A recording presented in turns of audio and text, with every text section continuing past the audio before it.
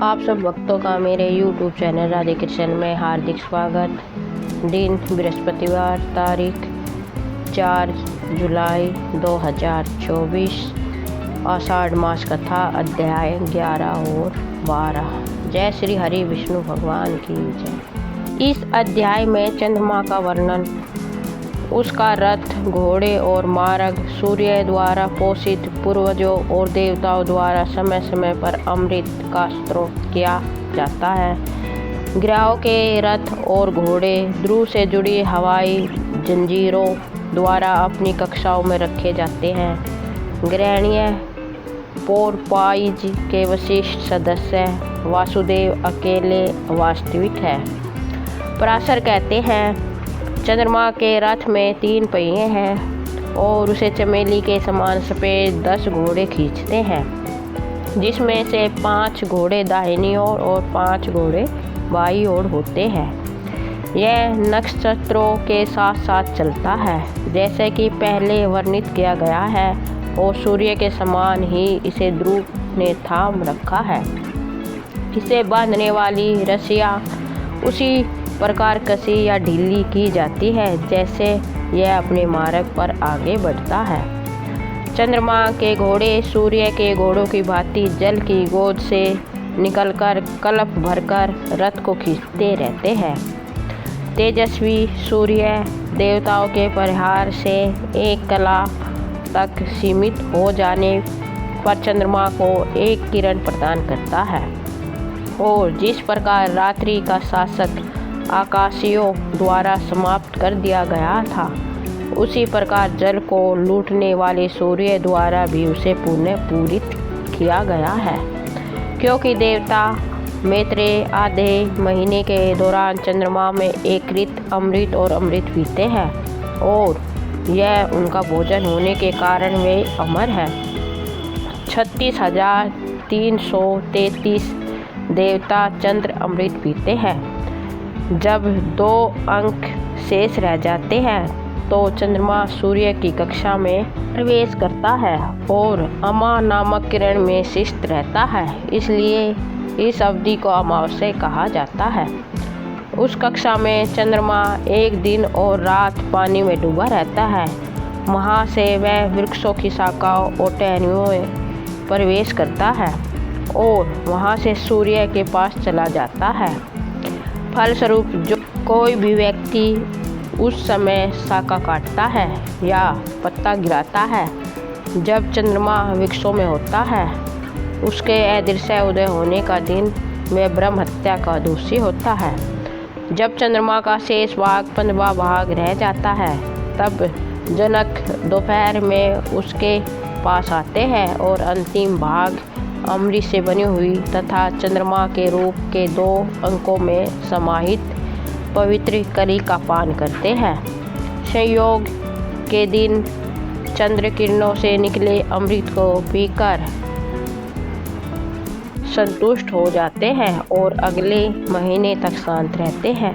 यह पितृगण 3 प्रकार के होते हैं, जिन्हें सौम्य, वशी, पद और अग्निवश कहते हैं। इस प्रकार चंद्रमा अपनी शीतल किरणों से शुक्ल पक्ष में देवताओं को, कृष्ण पक्ष में पितरों को, वनस्पतियों पर अपने शीतल अमृत रस से उन्हें पुष्ट करता है तथा उनके विकास द्वारा मनुष्यों, पशुओं और कीटों को जीवित रखता है तथा साथ ही अपनी चमक से उन्हें तृप्त भी करता है। चंद्रमा के पुत्र बुध का रथ वायु और अग्नि जैसे मूल तत्वों से बना है तथा इसे वायु की गति के 8 घोड़े खींचते हैं। शुक्र का विशाल रथ पृथ्वी पर जन्मे घोड़ों द्वारा खींचा जाता है। यह एक सुरक्षा कवच और परश से सुसज्जित है, बाणों से सुशोभित है तथा एक ध्वनि से सुशोभित है। मंगल का भव्य वाहन सोने का अष्टकोणीय 8 घोड़ों द्वारा खींचा जाने वाला माणिक्य लाल रंग का अग्नि से निकला हुआ है। बृहस्पति 8 पीले रंग के घोड़े द्वारा खींचे जाने वाले सुनहरे वाहन में बैठकर एक वर्ष में एक राशि से दूसरी राशि तक यात्रा करते हैं, और मंद गति वाले शनिदेव कब्रें घोड़ों द्वारा खींचे जाने वाले वाहन में धीरे धीरे चलते हैं। राहु के श्यामवर्णी रथ को 8 काले घोड़े खींचते हैं और एक बार जोत दिए जाने पर वह हमेशा के लिए उससे जुड़ जाते हैं। चंद्र और सूर्य ग्रहों पर राहु अपना मार्ग सूर्य से चंद्रमा की ओर और फिर चंद्रमा से सूर्य की ओर निर्देशित करता है। केतु के रथ के 8 घोड़े लाख के समान लाल रंग के हैं या जलते हुए तिनके के धुएं के समान है। हे मैत्रेय, मैंने तुमसे नवग्रहों के रथों का वर्णन किया है जो सबके लिए हवाई रस्सियों द्वारा ध्रुव से बंधे हुए हैं। सभी ग्रहों, नक्षत्रों और तारों के गोले ध्रुव से जुड़े हुए हैं और तद अनुसार अपनी उचित कक्षाओं में भ्रमण करते हैं तथा वायु के अपने अपने बैंडों द्वारा अपने स्थानों पर रखे जाते हैं। जितने तारे उतनी ही वायु की जंजीरें हैं जो उन्हें ध्रुव से बांधती है और जब वे घूमते हैं तो ध्रुव तारे को भी घुमाते हैं। जिस प्रकार तेली स्वयं चक्कर लगाते हुए धुरी को घुमाता है, उसी प्रकार ग्रह भी हवा की डोरियों द्वारा लटके हुए घूमते हैं जो एक घूमते हुए केंद्र के चारों ओर चक्कर लगा रही है। वायु, जिसे प्रवाह कहा जाता है, ऐसा इसलिए कहा जाता है क्योंकि यह गिरोह के साथ चलती है जो हवाई पहिए द्वारा संचालित अग्निचक्र की तरह घूमते हैं। दिव्य शिशुमार, जिसमें ध्रुव शिष्ट है, का उल्लेख किया जा चुका है, किंतु तुम उसके झटकों के बारे में अधिक विस्तार से सुनोगे क्योंकि वह बहुत प्रभावकारी है। क्योंकि रात्रि में इसका दर्शन करने से दिन में किए गए सभी पापों का प्रायश्चित हो जाता है और जो इसे देखते हैं वे आकाश में जितने तारे हैं उतने वर्षों तक या उससे भी अधिक वर्षों तक जीवित रहते हैं। उतानपाद को इसका ऊपरी जबड़ा, यज्ञ को इसका निचला जबड़ा मानना चाहिए।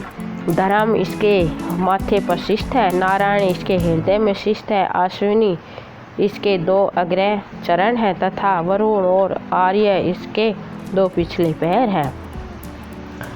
इसका यौवन अंग है, मित्र इसका मलोत्सर्ग अंग है, अग्नि, महेंद्र, कपयस और ध्रुव इसकी पूंछ में शिष्ट है। इस नक्षत्र के ये 4 तारे कभी अस्त नहीं होते। अब मैंने तुम्हें पृथ्वी और तारों की सृष्टि, द्वीपीय प्रदेशों, उनके समुद्रों और पर्वतों, उनके वर्षों या प्रदेशों और उनके निवासियों का वर्णन किया है। उनकी प्रगति का भी वर्णन किया गया है, किंतु उसे संक्षेप में पुनः प्रस्तुत किया जा सकता है। भगवान विष्णु के शरीर रूपी जल से कमल के आकार की पृथ्वी उत्पन्न हुई जिसमें समुद्र और पर्वत सम्मिलित है। तारे विष्णु है, लोक विष्णु है, वन, पर्वत, क्षेत्र, नदियाँ, समुद्र विष्णु है। वे ही सब कुछ है जो नहीं है।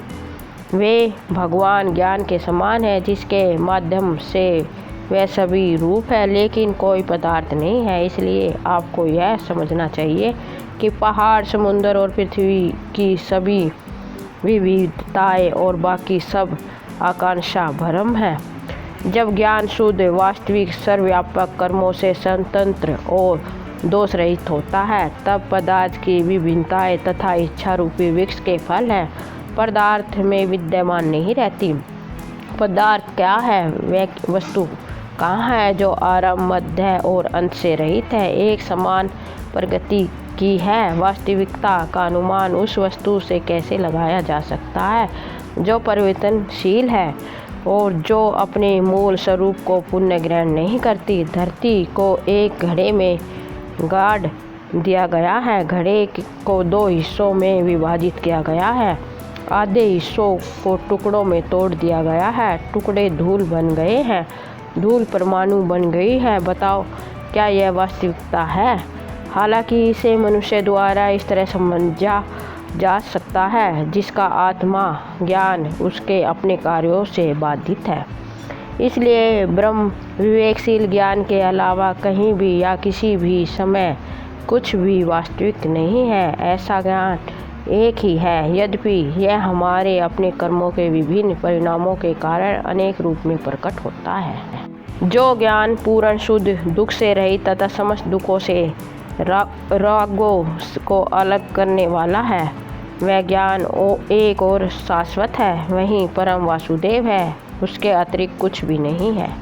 इस प्रकार मैंने तुम्हें सत्य बताया है, वह ज्ञान सत्य है और उससे भिन्न सब कुछ मिथ्या है। हालांकि वह जानकारी जो लौकिक और सांसारिक प्रगति की है, आपको भी प्रदान की गई है। यज्ञ, बलि, अग्नि, पुरोहित, अमल, रस, देवता, स्वर्ग की इच्छा, भक्ति क्रम द्वारा अपनाया गया मार्ग तथा शेष तथा उनके परिणाम स्वरूप जो लोक है, वह सब कुछ दिखाए गए हैं।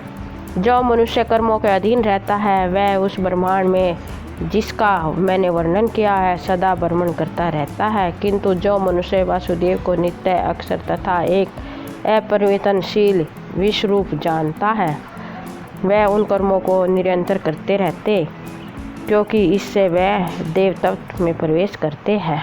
11वां अध्याय समाप्त। 12वां अध्याय। जय श्री हरि विष्णु भगवान की जय। भरत की कथा। भरत अपना शासन त्याग देते हैं और तपस्वी बन जाते हैं। एक मृग शिरा का पालन पोषण करते हैं और उसे इतना अधिक आसक्त हो जाते हैं कि अपनी भक्ति की अपेक्षा कर देते हैं। उनकी मृत्यु हो जाती है। अगले जन्म होते हैं, वे खेतों में काम करते हैं और शूरवीर के राजा के एक पालकी उठाने के लिए नियुक्त किए जाते हैं। उनकी अजीबता के लिए उन्हें फटकार लगाई जाती है। उनका उत्तर उनके और राजा के बीच का संवाद। मैत्रेय पूज्यवर अपने आप से जो कुछ पूछता था, वह सब विस्तार से बता दिया गया है। अर्थात पृथ्वी, समुद्र, पर्वत, नदियाँ, ग्रह, नदियाँ तथा तीनों लोकों की व्यवस्था जिसकी अधिष्ठा भगवान विष्णु है। आपने जीवन के महान लक्ष्य का भी प्रतिपादन किया है तथा पवित्र ज्ञान की श्रेष्ठता का भी। अब सब इतना ही शेष है कि आप कुछ समय पहले मुझसे राजा भरत की कथा सुनने का जो वादा किया था, उसे पूरा करें। और यह कैसे हुआ कि उनके जैसा राजा जो पवित्र स्थान सालग्राम में निरंतर निवास करता था और भक्ति में लीन रहता था, उसका मन सदैव वासुदेव में लगा रहता था। समय के साथ मंदिर की पवित्रता और उसकी अमूर्ति क्रियाओं की प्रभावशीलता के कारण अंतिम मुक्ति प्राप्त करने में विफल हो गया। यह कैसे हुआ कि उन्होंने पुण्य ब्राह्मण रूप में जन्म लिया और उस रूप में उदार भारत ने क्या किया, यह सब मुझसे बताना उचित है।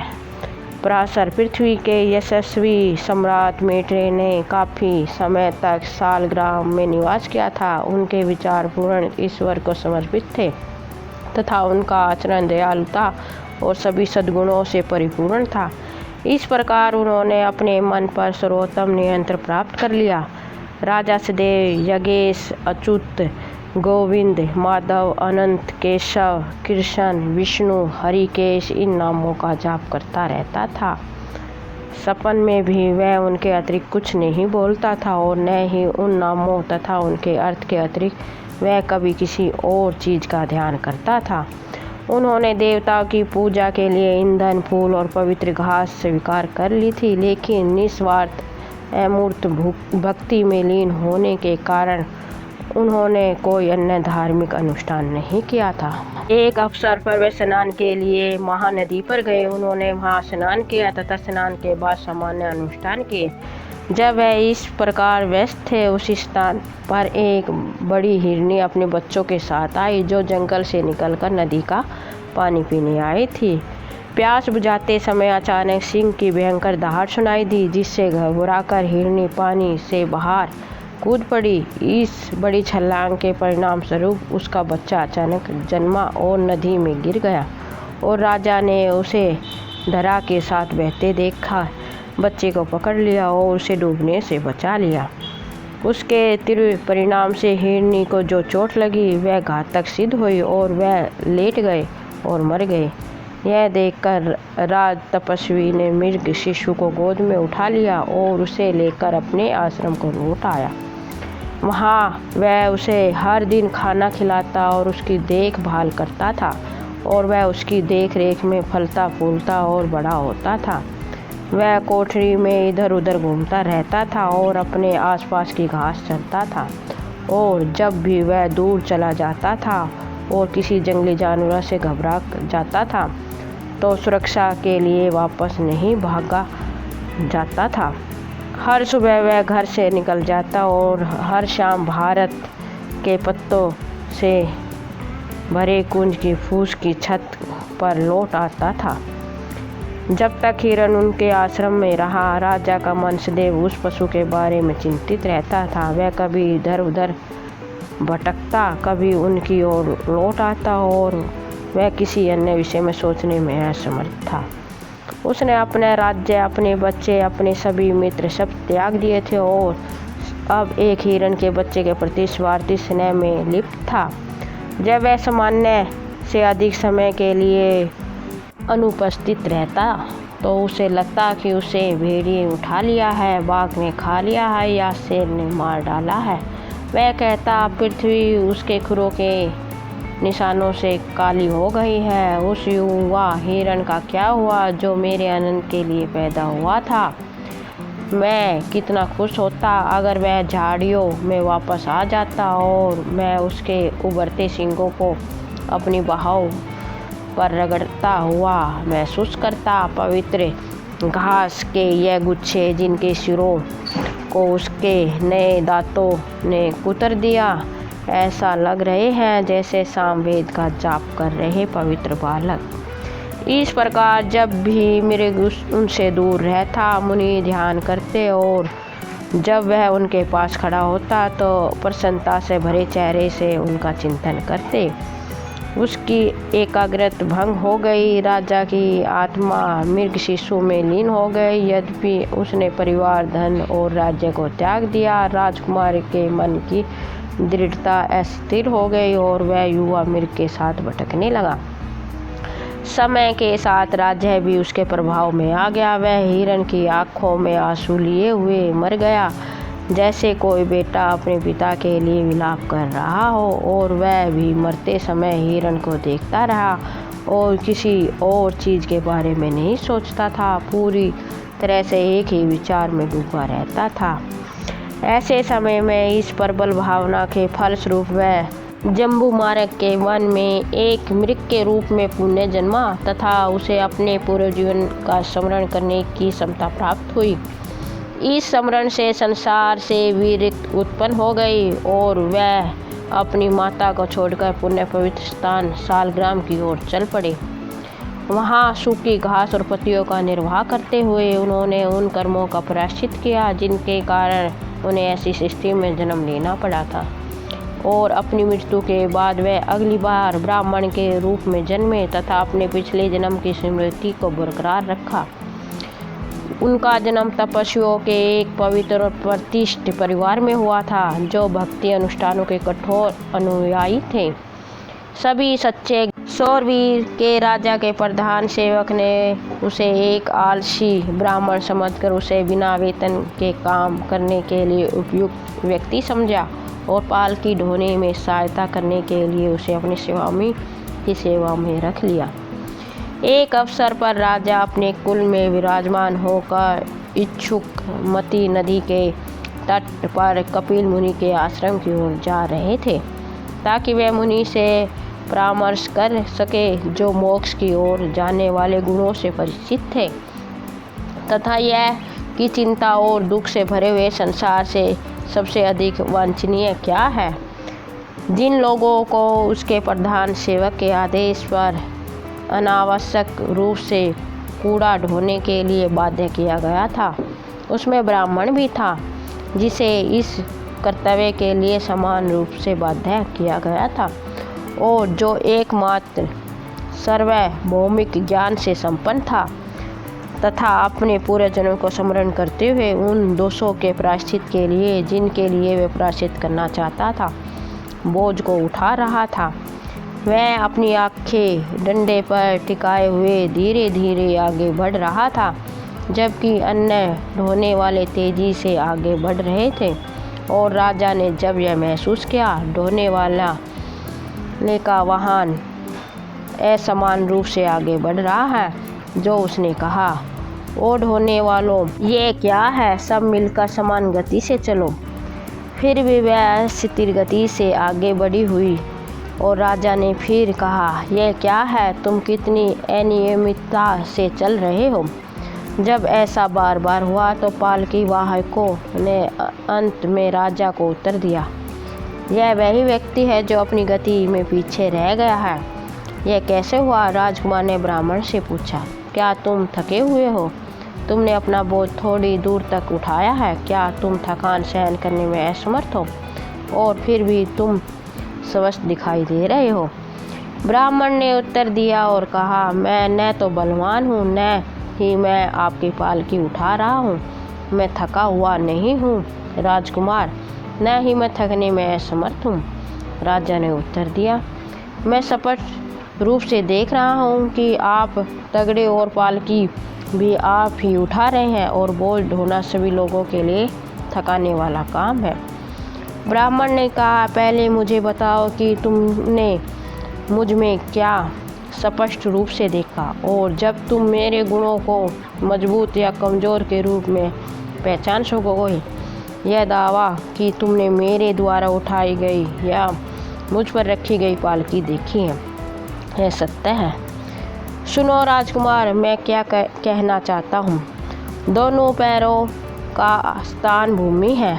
पैरों पर टांगें टिकी हुई है, जांघें टांगों पर टिकी हुई है, पेट जांघों पर टिका हुआ है, पेट पर छाती टिकी हुई है और छाती पर भुजाएं और कंधे टिके हुए हैं। पालकी मेरे कंधों पर है, फिर उसे मेरा बोझ कैसे माना जा सकता है? पालकी में बैठा हुआ यह शरीर तू के रूप में परिभाषित है, इसलिए जिसे अनर्थ यह कहा गया है उसे यहाँ मैं और तू के रूप में पहचाना गया है। मैं तू तथा अन्य तत्वों से निर्मित है तथा तत्व गुणों की धारा का अनुसरण करते हुए देहधारी आकार ग्रहण करते हैं, किंतु अच्छाई आदि गुणों कर्मों पर निर्भर है और अज्ञानता में संचित कर्म सभी प्राणियों की सृष्टि को प्रभावित करते हैं। वह शुद्ध अविनाशी आत्मा शांत निर्गुण प्रगति से श्रेष्ठ सब शरीरों में एक ही है। उसमें न तो वृद्धि है और न ही ह्रास, लेकिन यदि इसमें वृद्धि या कमी के समान रूप से छूट है तो फिर आप किस औचित्य से मुझसे कह सकते हैं, मैं देखता हूँ कि आप मजबूत हैं। यदि पालकी कंधों पर रखी है और पालकी शरीर पर, शरीर पैरों पर और पैर धरती पर, तो बोझ उतना ही तुम पर पड़ेगा जितना मुझ पर। जब मनुष्य की प्रगति भिन्न होती है, चाहे वह सार रूप में हो या कारण रूप में, तब यह कहा जा सकता है कि थकान मुझे ही सहनी पड़ती है। जो पालकी का पदार्थ है वह आपका, मेरा और अन्य सभी का पदार्थ है, जो तत्वों का समुच्चय है तथा व्यक्तित्व द्वारा एकीकृत है। इतना कहकर ब्राह्मण चुप हो गया और पालकी उठाकर आगे चला गया। लेकिन राजा पालकी से उतर आया और तेजी से उसके चरणों में गिर कर बोला, हे ब्रह्म, मुझ पर दया करो और पालकी को एक तरफ रख दो और मुझे बताओ कि तुम कौन हो जो मूर्ख का वेश धारण किए हुए हो। ब्राह्मण ने उत्तर दिया और कहा, हे राजन, मेरी बात सुनो। मैं कौन हूँ यह कहना संभव नहीं है। किसी भी स्थान पर आना केवल फल प्राप्ति के लिए है तथा सुख भोगना, दुख सहना ही शरीर की उत्पत्ति का कारण है। जीव पुण्य या पाप के फल भोगने के लिए भौतिक रूप धारण करता हूँ। सभी जीवित प्राणियों का सार्वभौमिक कारण पुण्य या पाप है, इसलिए कारण की जांच करो मेरे उस व्यक्ति होने पर जो मैं प्रकट होता हूँ। राजा ने कहा, निसंदेह पुण्य और पाप सभी विद्यमान प्रभावों के कारण हैं। विभिन्न शरीरों में प्रवास उनके परिणामों को प्राप्त करने के उद्देश्य से होता है। लेकिन आपने जो दावा किया है कि आप मुझे यह बता सकते हैं कि आप कौन हैं, उसके संबंध में मैं स्पष्टीकरण सुनना चाहता हूँ। हे ब्राह्मण, किसी के लिए यह कैसे असंभव हो सकता है कि वह स्वयं को वह घोषित करे वह है, इसमें मैं शब्द लगाने से किसी को कोई हानि नहीं हो सकती। ब्राह्मण ने कहा, यह सच है कि जो स्वयं है उसके साथ मैं हूँ। शब्द के प्रयोग से कोई अन्याय नहीं होता, किंतु यह शब्द त्रुटि की विशेषता रखता है, अर्थात यह मान लेने की वह स्वयं आत्मा है जो स्वयं या आत्मा नहीं है। जीभ में शब्द का उच्चारण करती है तथा इसमें होठ, दांत और तालु इसकी सहायता करते हैं, और यह ही अभिव्यक्ति के मूल है, क्योंकि यह ही वाणी के निर्माण का कारण है। यदि इन साधनों द्वारा वाणी में शब्द का उच्चारण करने में सक्षम है, तो यह कहना भी अनुचित है कि वाणी स्वयं मैं हूँ। मनुष्य का शरीर जो हाथ, पैर आदि से बना है, विभिन्न भागों से बना है, इसमें से किस पर मैं नाम का उचित प्रयोग कर सकता है? यदि कोई दूसरा प्राणी मुझसे विशेष रूप से भिन्न है, हे श्रेष्ठ राजा, जो यह कहा जा सकता है कि यह मैं हूँ, वह दूसरा है। किंतु जब एक ही आत्मा सभी शरीरों में व्याप्त है, तब यह कहना व्यर्थ है कि आप कौन हैं, मैं कौन हूँ। आप राजा है, यह पालकी है, यह ढोल बजाने वाले हैं, यह आपके सेवक है, यह आपके अनुचर है। फिर भी यह कहना झूठ है कि यह सब आपके हैं। जिस पालकी पर तुम बैठे हो वह लकड़ी से बनी है, जो पेड़ से ली गई है, फिर क्या इसे लकड़ी या पेड़ कहा जा सकता है? लोग यह नहीं कहते कि राजा पेड़ पर बैठा है, न ही वह लकड़ी के टुकड़े पर बैठा है। जब तुम अपनी पालकी पर सवार होते हो, वाहन लकड़ी के टुकड़ों का संयोजन है, जिन्हें कृत्रिम रूप से एक साथ जोड़ा गया है। राजकुमार खुद ही निर्णय करे कि पालकी वास्तव में लकड़ी से किस तरह भिन्न है। फिर छतरी और छड़ियों पर अलग अलग अवस्था में विचार करें, और फिर छतरी कहाँ है, इस तर्क को अपने और मुझ पर लागू करें। एक पुष्प के एक स्त्री, एक गाय, एक बकरी, एक घोड़ा, एक हाथी, एक पक्षी, एक पेड़ विभिन्न शरीरों के नाम हैं, जो कर्मों के परिणाम स्वरूप है। मनुष्य न तो देवता है, न मनुष्य, न पशु है, न वृक्ष है, यह तो केवल आकार के विभिन्न रूप है, कर्मों के प्रभाव है। संसार में जिसे राजा, राजा का सेवक या अन्य किसी नाम से पुकारा जाता है, वह वास्तविकता नहीं है, वह हमारी कल्पनाओं की उपज है, क्योंकि संसार में जो कुछ है वह परिवर्तनशील है, जो समय के साथ भिन्न नामों से जाना जाता है। तू संसार का सम्राट कहलाता है, अपने पिता का पुत्र है, अपने शत्रुओं का शत्रु है, अपनी पत्नी का पति है, अपने बच्चों का पिता है। मैं तुम्हें क्या नाम दूँ?